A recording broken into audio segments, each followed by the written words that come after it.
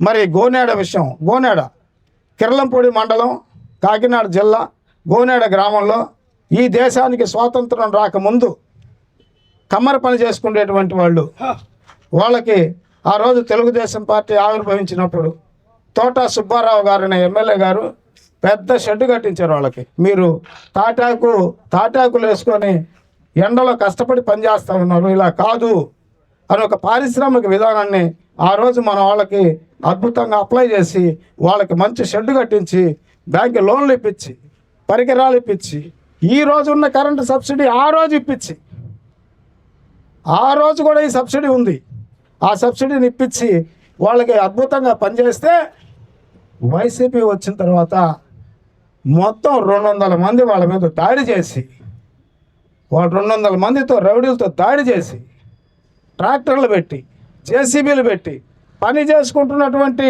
టైంలోనే వచ్చి కూల్చి మొత్తం 100 ట్రక్కుల మట్టిని వాళ్ళ కాంట్రాక్టు పనిచేసేటువంటి గుంటలకు తోలుకున్నటువంటి చరిత్ర మరి ఆ యొక్క ఆచారులకి, ఆ యొక్క విశ్వబ్రాహ్మణులకి ఎవరు ఆ రోజు అండగా నిలబడ్డారు వైసీపీ టైంలో అని చెప్పి నేను అడుగుతాను. ఒక్కరన్నా నిలబడ్డారు? ఒక్క సంఘం అన్నా? ఇన్ని కుల సంఘాలు ఉన్నాయి రాష్ట్రంలో ఈరోజు. మరి ఆ రోజు కూడా ఉన్నారుగా, మీరే ఉన్నారు, మీరే అధికారంలో ఉన్నారు, మీరే తిరుగుతూ ఉన్నారు. మరి మీరు ఎప్పుడైనా వాళ్ళ కోసం ఒక్క గంట 5 నిమిషాలు పనిచేశారని అడుగుతూ ఉన్నా. మళ్ళీ ఈరోజు మా అందరికీ సపోర్ట్ చేస్తే మేమంతా ఏకీకృతమయ్యి ఈ రాష్ట్రాన్ని బ్రహ్మాండంగా అభివృద్ధి చేస్తాం. మీ అందరికీ లక్షల లోన్లు ఇప్పిస్తాం, మీ అందరికి కోట్లు దోచిపెడతాం. ఏంది మాటలు? ఎట్టిస్తారు, ఎట చేస్తారు? 10 సంవత్సరాలు పనిచేయలేని వాళ్ళు ఈరోజు వచ్చి కొత్తగా ఎలక్షన్ పెడితే సెలక్షన్ వద్దు, ఎలక్షన్ ముద్దు. ఇప్పుడు దాకా సెలక్షన్తో అయిపోయింది.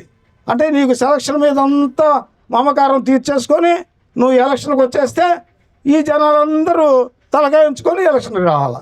అంటే జనంతో పనిలే నీకు? నువ్వు చెప్పింది జనం వినాలా? జనం అవసరాలు నీకు అవసరంలే. కాబట్టి ఈ విధంగా కుల సంఘాలు కొనసాగుతూ ఉన్నాయి. ఈ కుల సంఘాలన్నింటినీ ఎండగట్టాల్సిన అవసరం ఉంది. కాబట్టి మనం చైతన్యవంతం కావాలి, మనం క్రమశిక్షణగా ఉండాలి.